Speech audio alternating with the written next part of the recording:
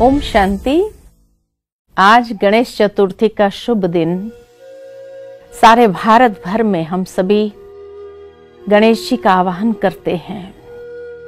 भारत के अंदर विभिन्न जाति, विभिन्न भाषा के लोग होने के बावजूद भी सभी इस त्योहार को बड़े धूमधाम से मनाते हैं, क्योंकि हर कोई चाहता है कि जीवन के अंदर कभी कोई भी प्रकार का विघ्न न आए, और उसके लिए बड़े धूमधाम से उसका वेलकम करते हैं, स्वागत करते हैं, और स्वागत के साथ साथ बड़ी श्रद्धा के साथ पूजा अर्चना करते हैं। हम सभी ये जानते हैं कि गणेश जी जब आते हैं तो वास्तव में हमारे जीवन के अंदर अनेक प्रकार की प्रेरणाओं का संदेश देते हुए वो हमें जीवन में सदा के लिए विघ्नों से मुक्त करना चाहते हैं। ये तो जरूर है कि खाली गणेश जी की पूजा कर लेने से विघ्न समाप्त हो जाएंगे, ऐसे नहीं है। क्योंकि विघ्नों का आरंभ व्यक्ति के जीवन में कहीं न कहीं उसके अपनी ही कमजोरियां हैं, कि जब उन कमजोरियों का प्रयोग होता है तब विघ्न क्रिएट होते हैं। तभी तो किसी ने कहा है, the first wars are born in the minds of man. Ganesh ji के क्रिएशन, सबसे पहले गणेश जी का जन्म कैसे हुआ, बहुत सुंदर ये दर्शाते हैं कि मां पार्वती ने गणेश जी की रचना की, और फिर शिव जी जा रहे थे तपस्या करने के लिए, तो मां पार्वती कहीं अकेले न हो जाए, तो इसलिए गणेश जी का निर्माण करके उनको सजीवन करते हुए मां पार्वती के साथ छोड़ करके गए। कहा जाता है कि मां पार्वती जब स्नान करने जाते थे तो बाहर उनको रक्षा के लिए बिठा के जाते थे। एक दिन तपस्या से जब वापस लौटे तो गणेश जी ने अपने पिता को पहचाना नहीं, और इसीलिए उन्होंने उनको रोका कि आपको अंदर नहीं जाना है। बहुत विनती करने के बाद भी जब शंकर जी को अंदर जाने नहीं दिया, तब कहा जाता कि शंकर जी को गुस्सा आ गया, और गुस्से के साथ उन्होंने उनके हाथ में जो आया उसी से उनका सर धड़ से अलग कर दिया, और फिर अंदर चले गए। मां पार्वती ने पूछा कि आप कैसे अंदर आ गए, क्या गणेश जी ने रोका नहीं आपको? तो कहा, वो बालक ने, उसने तो रोका, लेकिन मैंने उसका धड़ से सर ही अलग कर दिया और मैं अंदर आ गया। मां पार्वती जी रोने लगे और रोकर कहने लगे, मुझे तो वो ही बेटा वापस चाहिए। तब शंकर जी ने प्रतिज्ञा की कि अच्छा, कल सुबह जो भी पहले आएगा उसका सर काट करके उस पर लगा दूंगा और उसको जीवन दान दे दूंगा। सुबह सुबह कहा जाता है कि गजराज जी की प्रवेशता हुई, और जैसे ही हाथी की प्रवेशता हुई उसने अपने वचन अनुसार हाथी का सर उठा करके गणेश जी के शरीर के ऊपर उसको स्थापित कर दिया और उसको जीवन दान दे दिया। ये देख करके मां पार्वती जी ने कहा कि ऐसे बच्चे की पूजा अर्चना भी कौन करेगा। तब शंकर जी ने ये वरदान दिया कि मेरे से भी पहले उसकी पूजा होगी, और जो उसकी पूजा करेगा उसके जीवन से हर प्रकार के विघ्न नष्ट हो जाएंगे। ये शास्त्रों के अंदर कथा आती है, लेकिन वास्तव में अगर देखा जाए तो वर्तमान समय जीवन के अंदर उसका आध्यात्मिक महत्व क्या है। अब शंकर जी तपस्या के लिए जा रहे हैं और गणेश जी का क्रिएशन करके उनके अंदर प्राणदान दे करके गए। जब वापस तपस्या से लौटे तो क्या तपस्या का सही स्वरूप इतना गुस्सा, और वो भी एक बच्चे के ऊपर? सबसे पहली बात उसको पहचाने नहीं, और दूसरी बात तपस्या करके आए और इतना गुस्सा आ गया कि उसने सर ही काट दिया। अच्छा, सर काट तो दिया,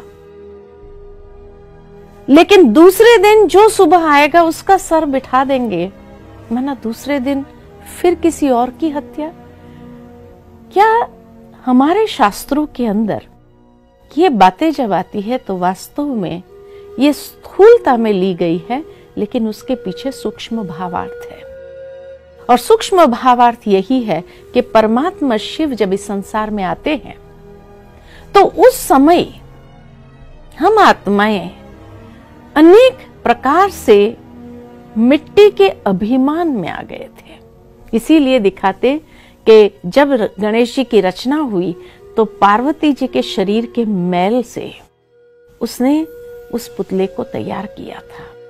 भावार्थ ये कि मैल यानी विकारों का मैल हमारे जीवन के अंदर आ गया था, और उस विकारों के मैल के कारण मनुष्य अपने स्वभाव में इतने जिद्दी प्रकार के नेचर में आ गए, अभिमानवश जीवन को चला रहे थे।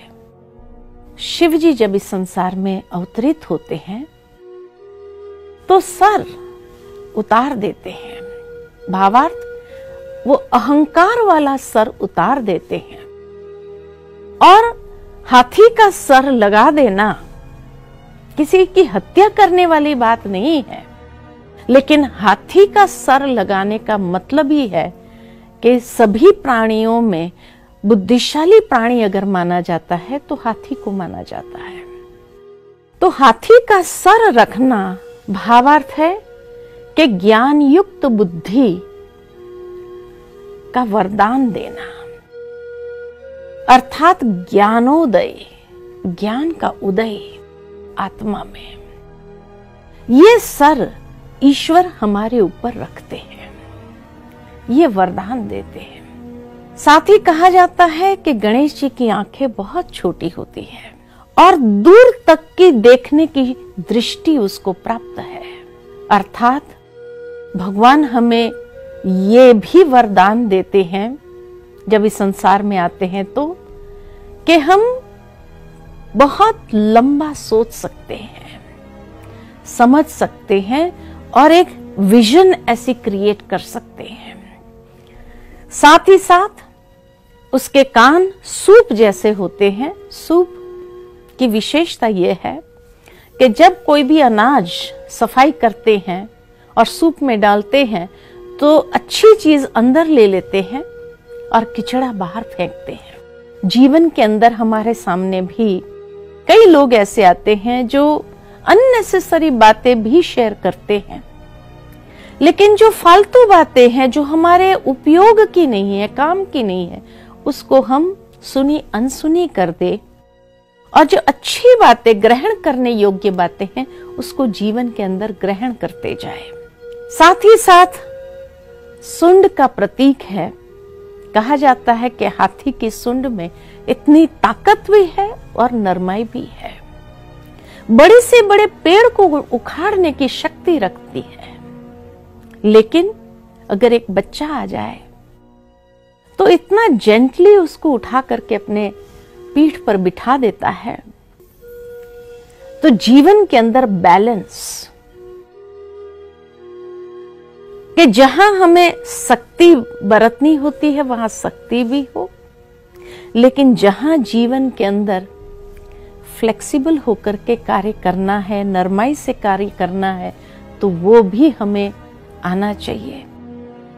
एक दंत, वैसे भी कहा जाता कि हाथी का दांत इतना प्रेशियस होता है, इतना अमूल्य होता है, उसकी कीमत बहुत अधिक होती है। वो आत्मा जो ज्ञान युक्त बुद्धि रखती है, जो दूरदर्शिता रखती है, जो हमेशा अच्छी बातों को ग्रहण करते हैं अपने कानों से, और जिनके अंदर व्यवहारिक कुशलता है, उनके एक एक शब्द बहुत अमूल्य होते हैं। वो जो कुछ भी बोलेंगे फालतू नहीं बोलेंगे, लेकिन हमेशा उनके एक एक शब्द जैसे तोल तोल करके बोलने वाले होते हैं। साथ ही साथ गणेश जी का बड़ा पेट दर्शाया है। बड़ा पेट अर्थात जैसे कहा जाता है कि किसी व्यक्ति अगर बहुत बाह्य मुक्ता में आ जाता है और कोई बात अगर अंदर में समा न सके तो यही कहते इसके पेट में कोई बात रहती नहीं है, उसको करना नहीं चाहिए।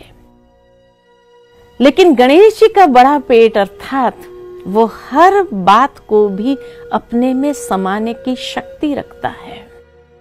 जीवन के अंदर कई बार प्रॉब्लम्स इसीलिए आते हैं जब हम बहुत ज्यादा बोलते हैं, फालतू बोलते हैं, सोच समझ करके नहीं बोलते हैं और अंदर में कोई भी बात किसी ने कही है वो भी उच्चारण कर देते हैं, बोल देते हैं, तो नेचुरल है विघ्न तो खड़े होंगे ही। साथ ही साथ गणेश जी का वरद हस्त दिखाया हुआ है कि कोई आत्मा कैसी भी भावना से उसके सामने आ जाए, लेकिन हर आत्मा के प्रति कल्याण का भाव, उनको आशीर्वाद देने का ही भाव उसके मन में रहता है। और एक हाथ में रस्सी होती है जो स्नेह के बंधन में हर एक को बांध लेता, एक हाथ में परशु होता है अर्थात जो मनुष्य आत्मा उनके सामने बुरी आदतों के वश होकर के आते हैं, उनके उन बुरी आदतों के द्वारा क्रिएट किए गए कर्म, उन कर्म बंधन से भी उनको मुक्त कर देता है। और कमल पुष्प होता है चौथे हाथ में, भावार्थ के निर्लिप्त जीवन, कितना सुंदर जीवन। रहना भी इसी दुनिया में है, लेकिन इसी दुनिया में रहते हुए इस दुनिया का कीचड़ हमारे जीवन को न लगे, इसलिए न्यारा और प्यारा जीवन। साथ ही साथ कहा जाता है कि गणेश जी का एक पैर मुड़ा हुआ होता है, एक पैर जमीन को टच किया हुआ है। भावार्थ के डाउन टू अर्थ डिसीजंस। जीवन के अंदर हमेशा प्रैक्टिकल और डाउन टू अर्थ डिसीजंस जो ले सकता है, वो गणेश जी के इस बैठने के पोस्चर से दर्शाया गया है कि कभी भी जीवन के अंदर एक पैर ऊपर अर्थात न्यारे भी रहो और दूसरा पैर जमीन पर यानी डाउन टू अर्थ हो करके चलो। और साथ ही साथ उनको मोदक बहुत पसंद है, इसीलिए मोदक का भोग लगाया जाता है। मोदक के अंदर एक तो गुड़ होता है और दूसरा नारियल होता है और कण होते हैं, या कहते हैं उसको बूंदी बहुत पसंद होती है। बूंदी के लड्डू भी उसको बहुत पसंद होते हैं। बूंदी में भी स्वीटनेस और एक एक कण जुड़े हुए, भावार्थ के मधुरतापूर्ण व्यवहार करके हर आत्मा को जोड़ने की जो क्षमता थी वो उसी में थी, जिससे एकता के सूत्र में बांधना, स्नेह के सूत्र में बांधने का प्रतीक है। और इतने बड़े गणेश जी का वाहन चूहा दर्शाया है। चूहे की एक विशेषता है कि जब चूहा काटता है तो फूंक मार के काटता है, जिससे व्यक्ति को कभी तो पता ही नहीं चलता है, खून भी बह रहा होता है, लेकिन फूंक मार मार के काटने की जो एक बात है वो चूहे में होती है। लेकिन गणेश जी ने ऐसी जो जीवन के अंदर बातें आती है जो हमें नुकसान भी पहुंचाती है लेकिन पता भी नहीं चलता है, उनके ऊपर भी विजयी, उनके ऊपर भी अधिकार प्राप्त कर लिया। तो ये गणेश जी के जीवन दर्शन हमें प्रेरणा देता है कि ये अष्ट शक्ति अगर जीवन के अंदर हम ग्रहण कर दे तो वो जीवन कितना सुंदर हो जाएगा। कौन सी अष्ट शक्ति? विशाल सोच, सकारात्मक सोच, दूरदर्शिता, अच्छी बातों को जीवन के अंदर ग्रहण करने का, व्यवहारिक कुशलता, अमूल्य बोल हमारे मुख से निकले, अनेकों की बातों को जीवन में समाते जाए, ये नहीं कि जहां भी आए बोलते जाए, और फिर भी हर आत्मा के प्रति शुभ भावना, शुभ कामना, स्नेह के बंधन में बांधना और अनेकों के कर्म बंधन को तोड़ते हुए समाप्त करने की शक्ति रखना और कमल पुष्प के तरह न्यारा रहना। और जो भी लाइफ में डिसीजंस लेना है, डाउन टू अर्थ डिसीजंस ले। ये अष्ट शक्तियां जब हम अपने जीवन के अंदर ग्रहण करते हैं तो हमारा जीवन कैसा हो जाता है। इसीलिए गणेश जी की 2 पत्नियां दिखाते हैं, रिद्धि और सिद्धि। सिद्धि यानी सफलता, रिद्धि माना यथार्थ विधि। जो अपने जीवन के अंदर यथार्थ विधि से ही सिद्धि को, सफलता को प्राप्त करता है। और यथार्थ विधि ये अष्ट शक्तियों को जीवन में धारण करने से ही उस सिद्धि स्वरूप बनना।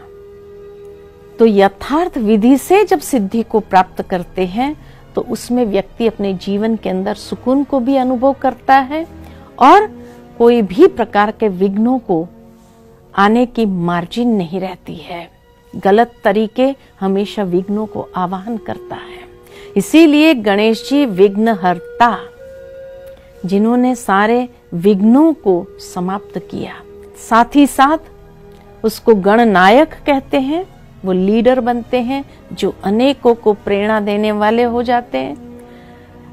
उसको अष्ट विनायक इसीलिए कहा कि जो अष्ट शक्तियों को अपने जीवन के अंदर ग्रहण करते हुए विनय के साथ चलने वाला एक नायक, अनेकों के प्रेरणा स्रोत। साथ ही साथ उसको सिद्धि विनायक भी कहते हैं, जिन्होंने सिद्धि भी प्राप्त की लेकिन उसका अभिमान नहीं आया, विनम्रता के साथ लीडर बने। इस तरह उनके हर नाम के अंदर भी उनके कर्तव्य और जीवन के सद्गुण समाये हुए हैं।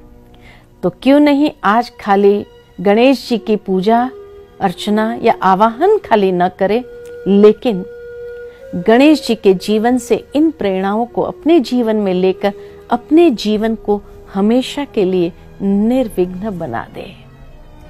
तो शिव जी के बच्चे तो हम सभी है ही है, और शिव जी के बच्चे होने के नाते हम सब के अंदर परमात्मा शिव से इन शक्तियों को प्राप्त करते हुए अपने जीवन को उस ऊंचाई तक ले जाना है। ओम शांति।